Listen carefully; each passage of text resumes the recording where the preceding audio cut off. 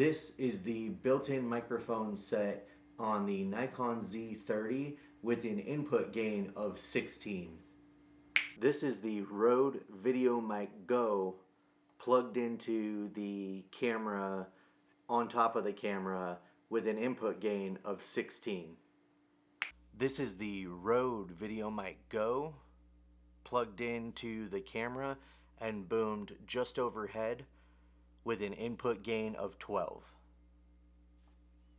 This is the Heimu HCM71 boomed right overhead going through the Sterling H.224 audio interface plugged into the camera. The Nikon Z30 set at an input level of 1. So, what did you think of the way all of this sounded? Obviously, most of the other stuff sounded like crap. That was the whole point of me doing this test, is because I am trying to up the audio production, audio quality in my videos.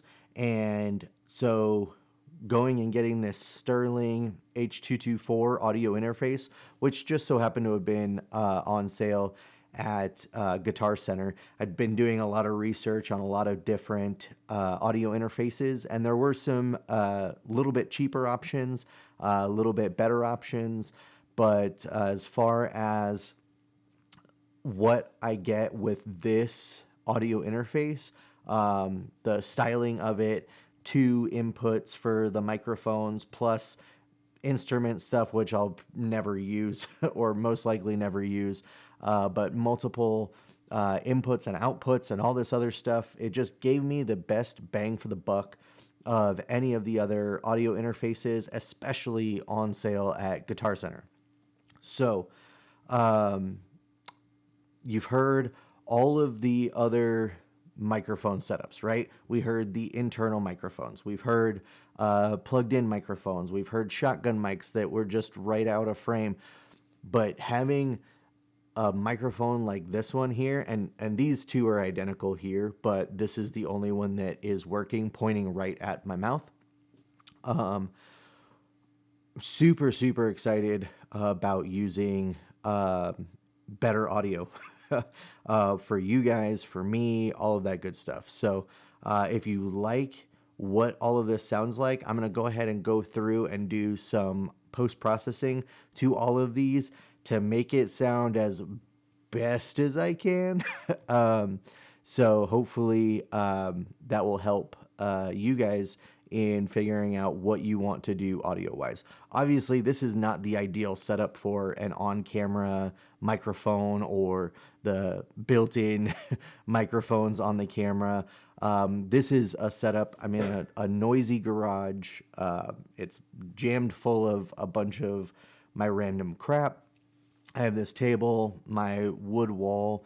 It's not sound treated at all. I mean, other than it just being a garage, not sound treated at all. So that kind of just should give you an idea of what doing a microphone setup like this might sound like for you. Will it help you? Maybe. I will put a list of all of the gear that I used on a budget. So literally what I'm using, each of these microphones were $26 on Amazon. So $52 for 2 of these XLR microphones. I then have the XLR cables that I got from Amazon as well. They're just the 10-foot ones. I didn't need anything longer. So 10-foot XLRs, I think it was like $15 or $16 for the XLR cables. At Guitar Center, the XLR cables were, I think, like $23 a piece for anything that I could use. It was either like a 3-foot one for $18 or a 15-foot one for like $23. But I got both of these XLR cables for less than it would have cost me to buy one at Guitar Center. The audio interface is, I think think I got it for $79. So basically, I'm at $110 for the microphone setup in here, um, which is pretty dope. So obviously, you know, my lighting, my I just hit the overhead thing, but basically I just have this cheap um, backdrop stand that I used to use and now don't. I have a bigger and heavier duty one. So this one just sits here now, and it's just overhead. It works perfectly for putting these microphones up here and setting it all up. This is the built-in microphone set on the Nikon Z30 with an input gain of 16. This is the built-in microphone set on the Nikon Z30 with an input gain of 16. This is the Rode Video Mic Go plugged into the camera on top of the camera with an input gain of 16. This is the Rode Video Mic Go plugged into the camera on top of the camera with an input gain of 16. This is the Rode Video Mic Go plugged into the camera and boomed just overhead with an input gain of 12. This is the Rode Video Mic Go plugged into the camera and boomed just overhead with an input gain of 12. This is the Heimu HCM71 boomed right overhead going through the Sterling H224 audio interface plugged into the camera. The Nikon Z30 set at an input level of 1.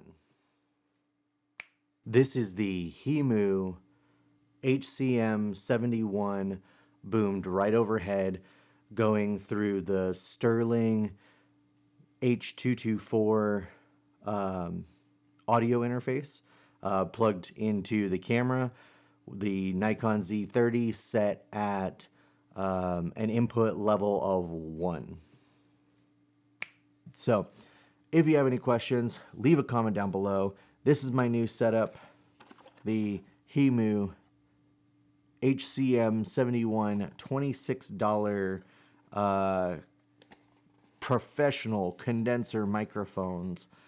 Supposedly they're a super cardioid pattern, which they definitely are more narrow than a standard cardioid pattern, because I was using a couple of Sterling mics and an AKG, which all of those were condenser, and it was definitely picking up more off-axis audio than what these are, but I don't believe it's a super cardioid. It's really hard to tell what this is, but it does require phantom power, so it's unidirectional is all it says. Frequency response of 50 hertz to 18 kilohertz, sensitivity of minus 45 dB to plus or minus 3 dB.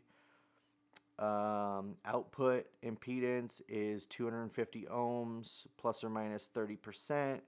Max input 130 decibels. Phantom power 48 volts.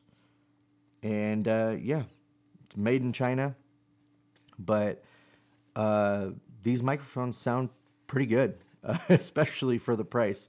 I've got a Sterling microphone over there that the SP130 that I was using, that it sounds up to par. I'll do a side-by-side comparison with each of these microphones when I actually decide to do something like that. But getting ready to go on a trip, and the wife and I wanted to start our vlogs.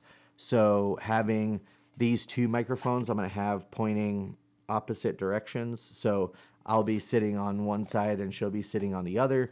And we'll have each of these microphones pointing basically directly at each of us opposite, so we get a lot less of the off-axis sound. But yeah, let me know what you guys think down in the comments below. This $26 microphone for you could be worth it. So, yeah, it's Josh with Shua Photography.